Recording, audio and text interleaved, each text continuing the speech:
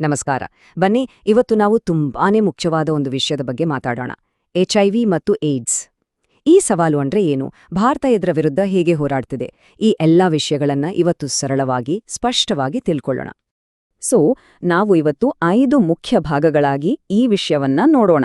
ಮೊದಲಿಗೆ ಏಡ್ಸ್ ಬಗ್ಗೆ ಬೇಸಿಕ್ ಮಾಹಿತಿ, ಆಮೇಲೆ ಇದು ಹೇಗೆ ಹರಡುತ್ತೆ ಅಂತ, ಮೂರನೇದಾಗಿ ಇದನ್ನ ತಡೆಯೋದು ಹೇಗೆ, ನಾಲ್ಕನೇದಾಗಿ ನಮ್ಮ ದೇಶದಲ್ಲಿ ಯಾವೆಲ್ಲ ಕಾರ್ಯಕ್ರಮಗಳಿವೆ, ಮತ್ತು ಕೊನೆಯದಾಗಿ ನಮ್ಮ ಮುಂದಿನ ಗುರಿಗಳೇನು ಅನ್ನೋದನ್ನ ನೋಡೋಣ.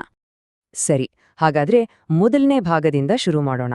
ನೋಡಿ, ಈ ವಿಷಯದಲ್ಲಿ ತುಂಬಾ ಜನರಿಗೆ ಕನ್ಫ್ಯೂಷನ್ ಇರುತ್ತೆ. ಅದಕ್ಕೆ ಮೊದಲು ನಾವು ಇದರ ಮೂಲಭೂತ ಅಂಶಗಳನ್ನ ಅಂದ್ರೆ ಬೇಸಿಕ್ಸ್ ಅನ್ನ ಸರಿಯಾಗಿ ಅರ್ಥ ಮಾಡ್ಕೊಳ್ಳೋದು ತುಂಬಾನೇ ಮುಖ್ಯ. ಮೊದಲನೇದಾಗಿ ನಾವೊಂದು ವಿಷಯವನ್ನ ಸ್ಪಷ್ಟಪಡಿಸ್ಕೋಬೇಕು. HIV ಮತ್ತು ಏಡ್ಸ್ ಅಂದ್ರೆ ಒಂದೇ ಅಲ್ಲ, ಎರಡೂ ಬೇರೆ ಬೇರೆ. HIV ಅಂದ್ರೆ ಹ್ಯೂಮನ್ ಇಮ್ಯುನೋಡೆಫಿಷಿಯನ್ಸಿ ವೈರಸ್. ಇದು ನಮ್ಮ ದೇಹದ ರೋಗನಿರೋಧಕ ವ್ಯವಸ್ಥೆಯ ಮೇಲೆ ಅಟ್ಯಾಕ್ ಮಾಡೋ ಒಂದು ವೈರಸ್. ಒಂದು ವೇಳೆ ಇದಕ್ಕೆ ಸರಿಯಾದ ಟ್ರೀಟ್ಮೆಂಟ್ ಸಿಗದೆ ಹೋದ್ರೆ ಈ ಸೋಂಕು ಕೊನೆಯ ಹಂತಕ್ಕೆ ಹೋಗುತ್ತೆ. ಆ ಅಡ್ವಾನ್ಸ್ಡ್ ಸ್ಟೇಜ್ ಇದೆಯಲ್ಲ, ಅದನ್ನೇ ಏಡ್ಸ್ ಅಂತ ಕರೆಯೋದು. ಇನ್ನೊಂದು ಸ್ವಲ್ಪ ಸಿಂಪಲ್ ಆಗಿ ಹೇಳ್ಬೇಕು ಅಂದ್ರೆ ಹೀಗೆ ಅಂದ್ಕೊಳ್ಳಿ, ನಮ್ಮ ದೇಹದಲ್ಲಿ CD4 ಸೆಲ್ಸ್ ಅಂತ ರೋಗ ನಿರೋಧಕ ಸೈನಿಕರು ಇರ್ತಾರೆ. ಅವರ ಕೆಲ್ಸ ಏನು?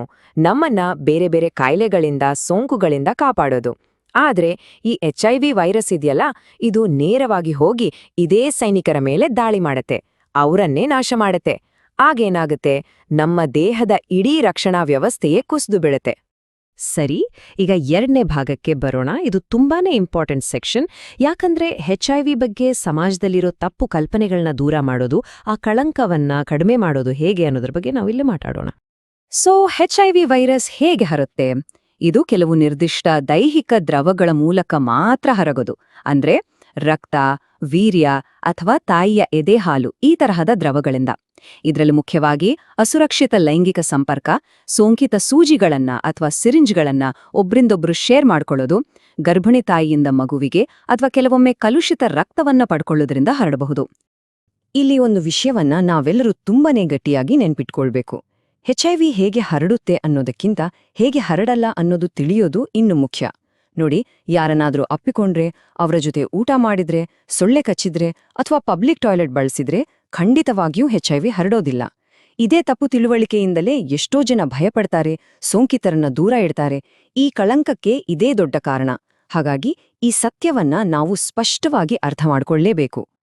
ಸರಿ, ಹಾಗಾದ್ರೆ ಮೂರನೇ ಭಾಗಕ್ಕೆ ಹೋಗೋಣ, ತಡೆಗಟ್ಟುವಿಕೆ. ನೋಡಿ, ಇದರ ಬಗ್ಗೆ ಭಯ ಪಡೋದು ಬೇಕಾಗಿಲ್ಲ. ಬದಲಾಗಿ ನಮ್ಮನ್ನು, ನಮ್ಮ ಸುತ್ತಮುತ್ತ ಇರೋರನ್ನು ರಕ್ಷಿಸ್ಕೊಳ್ಳೋಕೆ ನಮ್ಮ ಕೈಯಲ್ಲೇ ಏನೆಲ್ಲ ದಾರಿಗಳಿವೆ ಅನ್ನೋದನ್ನ ಒಂದು ಪಾಸಿಟಿವ್ ನೋಟಿನಲ್ಲಿ ತಿಳ್ಕೊಳ್ಳೋಣ. HIV ತಡೆಯೋಕೆ ಕೆಲವು ತುಂಬಾನೇ ಎಫೆಕ್ಟಿವ್ ವಿಧಾನಗಳಿವೆ.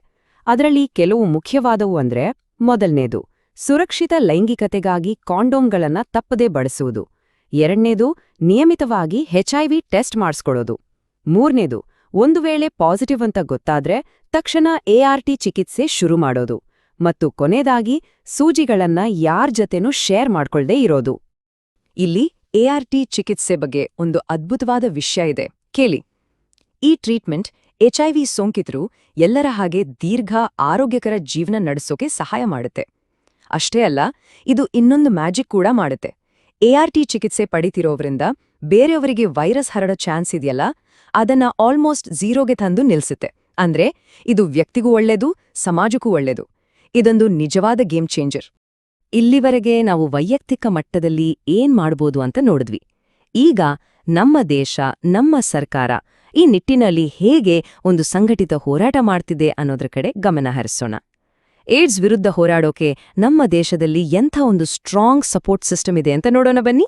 ಭಾರತ ಸರ್ಕಾರದ ರಾಷ್ಟ್ರೀಯ ಏಡ್ಸ್ ನಿಯಂತ್ರಣ ಕಾರ್ಯಕ್ರಮ ಅಂದ್ರೆ NACP ಇದು 1992ರಲ್ಲಿ ಶುರುವಾಗಿದ್ದು, ಅಂದಿನಿಂದ ಇಂದಿನವರೆಗೂ ಇದು ನಿರಂತರವಾಗಿ ಬೆಳೆದಿದೆ.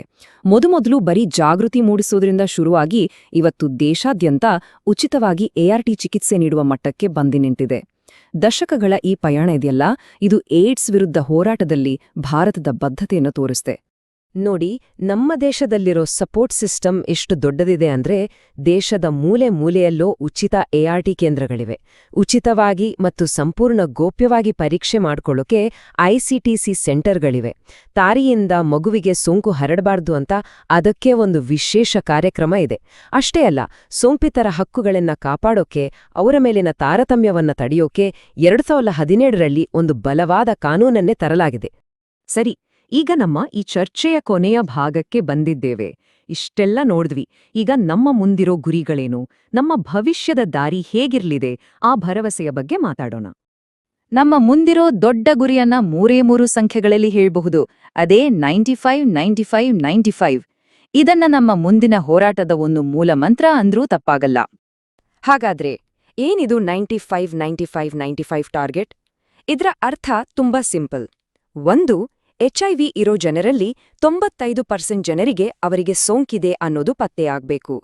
2, ಹೀಗೆ ಪತ್ತೆಯಾದವರಲ್ಲಿ 95% ಜನ ಟ್ರೀಟ್ಮೆಂಟ್ ತಗೊಳ್ತಾ ಇರಬೇಕು. ಮತ್ತು 3, ಟ್ರೀಟ್ಮೆಂಟ್ ತಗೊಳ್ತಿರೋರಲ್ಲಿ 95% ಜನರ ದೇಹದಲ್ಲಿ ವೈರಸ್ನ ಪ್ರಮಾಣ ನಿಯಂತ್ರಣಕ್ಕೆ ಬಂದಿರಬೇಕು. ಈ 3 ಗುರಿಗಳನ್ನು ನಾವು ತಲುಪ್ತ್ರೆ ಏಡ್ಸ್ ಅನ್ನೋದು ಸಮಾಜಕ್ಕೆ ಒಂದು ದೊಡ್ಡ ಹೆದರಿಕೆಯಾಗಿ ಉಳಿಯೋದಿಲ್ಲ. ಹಾಗಾದ್ರೆ ಕೊನೆಯದಾಗಿ ಬರುವ ಪ್ರಶ್ನೆ, ಇದೇ ರೀತಿ ಜಾಗೃತಿ, ತಡೆಗಟ್ಟುವಿಕೆ ಮತ್ತು ಚಿಕಿತ್ಸೆ ಮುಂದುವರೆದ್ರೆ 2030ರ ಹೊತ್ತಿಗೆ ಏಡ್ಸ್ವನ್ನು ಒಂದು ಸಾಂಕ್ರಾಮಿಕವಾಗಿ ಕೊನೆಗಾಣಿಸೋದು ಸಾಧ್ಯನಾ? ಉತ್ತರ ಖಂಡಿತ ಸಾಧ್ಯ. ಇದು ಕೇವಲ ಕನಸಲ್ಲ. ಸರಿಯಾದ ಪ್ರಯತ್ನ ಹಾಕಿದ್ರೆ ನಾವೆಲ್ಲರೂ ಸೇರಿ ಸಾಧಿಸಬಹುದಾದ ಒಂದು ಗುರಿ.